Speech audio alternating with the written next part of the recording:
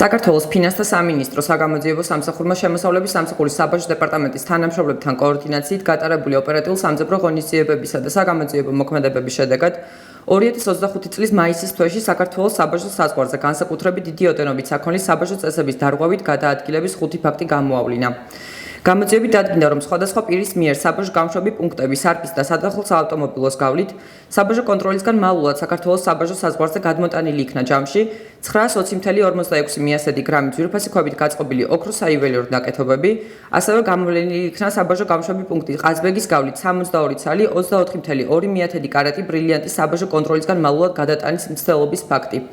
ჯამში ამოღებულია 941.53 მიასედი გრამის ოდენობის ძვირფასეულობა, რომელთა საბაჟო ღირებულება შეადგენს 234.412 ლარს.